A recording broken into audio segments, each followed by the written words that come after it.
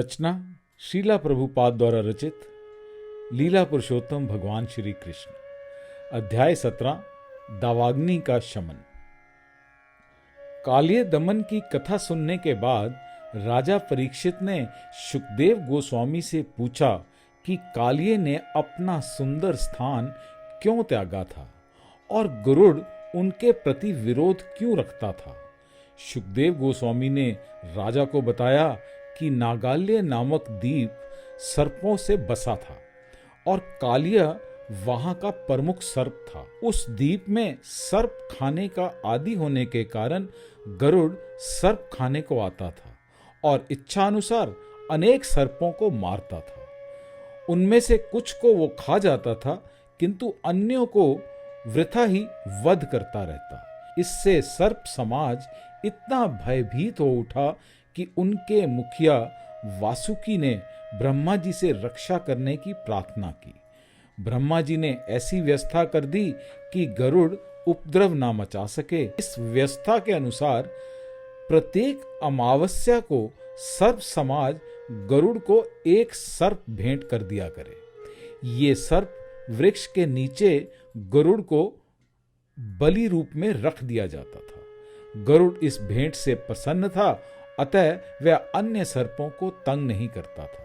किंतु धीरे धीरे कालिय ने इस स्थिति का लाभ उठाया। उसे वृथा ही अपने एकत्रित विष की मात्रा का तथा अपनी भौतिक शक्ति का गर्व हो उठा। अतः उसने सोचा गरुड़ को ये भेंट क्यों दी जाए। अतः उसने भेंट देना बंद कर दिया और गरुड़ को जाने वाली भेंट स्वयं खाने लगा। जब विष्णु के वाहन भक्त गरुड़ को पता चला कि कालिय ऐसा करता है तो वह अत्यंत क्रुद्ध हुआ और इस आक्रामक सर्प को मारने के लिए द्वीप की ओर बढ़ा।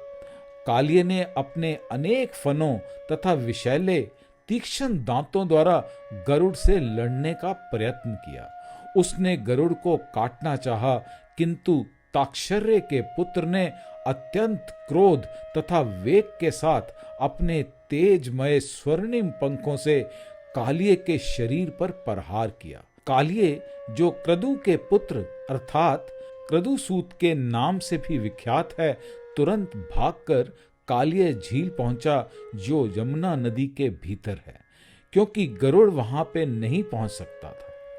कालिय ने निम्नलिखित कारण से यमुना के जल के भीतर निवास किया। जिस तरह गरुड़ कालिय सर्प के द्वीप में जाता था, उसी प्रकार वह यमुना से भी मछली पकड़कर उन्हें खाने के लिए जाता था। किंतु वहां सौंभिर मुनि नाम के एक महान योगी रहते थे, जो जल के भीतर ध्यान करते थे और मछलियों के प्रति सहानुभूति दिखाते थे। उन्होंने गरुड़ को कहा कि वह मछलियों को तंग करने वहां ना जाए। यद्यपि वह भगवान विष्णु का वाहन होने के कारण किसी की आज्ञा के अधीन ना थे, किंतु उसने इस महान योगी की आज्ञा का उल्लंघन नहीं किया। उसने बहुत सारी मछलियां खाने की बजाय एक बहुत बड़ी मछली पकड़ ली, जो मछलियों की सरदार थी। सौंभिर मुनि अत्यंत दुखी हुए कि गरुड़ मछलियों के सरदार को ले गया। उनकी सुरक्षा के विषय में सोचते हुए उन्होंने गरुड़ को श्राप दिया कि यदि आज से तुम यहाँ मछलियां पकड़ने यहाँ आओगे तो मैं ये बलपूर्वक कहता हूं कि तुम तुरंत मारे जाओगे। ये श्राप केवल कालिय को ज्ञात था, अतः वह आश्वस्त था कि गरुड़ यहाँ नहीं आ सकेगा। इसलिए उसने यमुना दह में शरण लेने की ठानी, किंतु कालिय द्वारा सौंभिर मुनि की शरण में जाना सफल नहीं हुआ। उसे गरुड़ के स्वामी कृष्ण ने यमुना से मार भगाया। यहाँ ये ध्यान देने योग्य है कि गरुड़ का सीधा संबंध श्री भगवान से है और वह इतना बलशाली है कि उसे ना कोई आदेश दे सकता है और ना ही श्राप। वस्तुतः गरुड़ को, जिन्हें श्रीमद् भागवत में भगवान के स्तर का समक्षक बताया गया है, सौंभिर मुनि द्वारा शाप दिया जाना अपराध था। यद्यपि गरुड़ ने प्रतिशोध लेने का यत्न नहीं किया, किंतु एक वैष्णव पुरुष के प्रति किया गया मुनि का ये अपराध क्षम्य नहीं था। इस अपराध के कारण मुनि को अपने योगी पद से नीचे गिरना पड़ा और बाद में भौतिक संसार में इंद्रियों का भोक्ता एक गृहस्थ बनना पड़ा। इस प्रकार ध्यान के द्वारा आध्यात्मिक आनंद में लीन रहने वाले सौंबेर मुनि का पतन वैष्णवों के प्रति अपराध करने वालों को शिक्षा देता है। जब अंततः कृष्ण कालिया देह से बाहर आ गए तो उनके सारे मित्रों तथा संबंधियों ने यमुना तट पर देखा।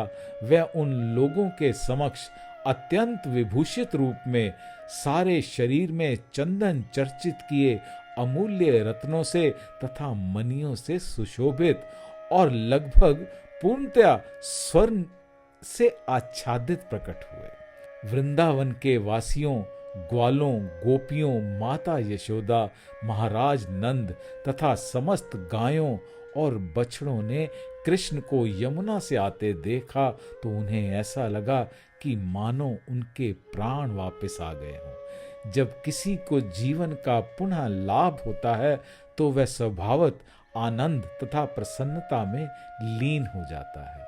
उन सबों ने एक एक करके कृष्ण को कंठ से लगाया और अत्यंत शांति का अनुभव किया। माता यशोदा, रोहिणी, महाराज नंद तथा ग्वाले इतने प्रसन्न हुए कि उन्होंने जब कृष्ण का आलिंगन किया तो सोचा कि उन्हें जीवन का अंतिम लक्ष्य प्राप्त हो गया। बलराम ने भी कृष्ण का आलिंगन किया, किंतु वे हंस रहे थे क्योंकि उन्हें पता था कि जब सारे लोग चिंता मगन होंगे तो कृष्ण क्या करेंगे। वहां पर कृष्ण के प्रकट होने के कारण यमुना तट के सारे वृक्ष, सारी गौवें, बैल तथा बछड़े अत्यंत प्रसन्न थे। वृंदावन के सभी ब्राह्मण तथा उनकी पत्नियां कृष्ण तथा उनके पारिवारिक जनों को तुरंत बधाई देने आई। क्योंकि ब्राह्मणों को समाज का गुरु माना जाता है, अतः उन्होंने कृष्ण तथा उनके परिवार को कृष्ण के छूटने पर आशीर्वाद दिए। उन्होंने इस वापसी से प्रसन्न होकर ब्राह्मणों को अनेक गौएं तथा प्रभूत सोना दान में देने लगे।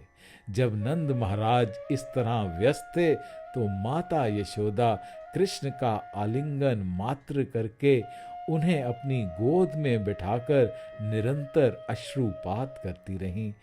क्योंकि रात्रि हो चुकी थी और गौओं तथा बछड़ों समेत वृंदावन के समस्त वासी अत्यधिक थके थे, अतः उन्होंने नदी तट पर ही विश्राम करने का निर्णय किया। अर्धरात्रि में जब सारे लोग सोए हुए थे तो सहसा एक विशाल दावग्नि लग गई और ऐसा प्रतीत होने लगा मानो ये शीघ्र ही सारे वृंदावन वासियों को निगल जाएगी। उन्हें ज्यों ही अग्नि की तपन का अनुभव हुआ त्यों ही उन्होंने भगवान श्री कृष्ण की शरण ग्रहण कर ली। यद्यपि वे उनके शिशु की भांति खेल में मगन थे, वे सब कहने लगे, हे कृष्ण, हे भगवान, हे बल के आगार प्रिय बलराम, हमें इस सर्वभक्षी तथा विनाशक अग्नि से बचाएं। हमारे पास तुम्हारे अतिरिक्त कोई अन्य शरण नहीं है। ये विनाशकारी अग्नि हम सबको लील जाएगी। इस तरह उन्होंने ये कहते हुए उनसे प्रार्थना की कि वे उनके चरण कमलों के अतिरिक्त अन्य किसी की शरण ग्रहण नहीं करेंगे।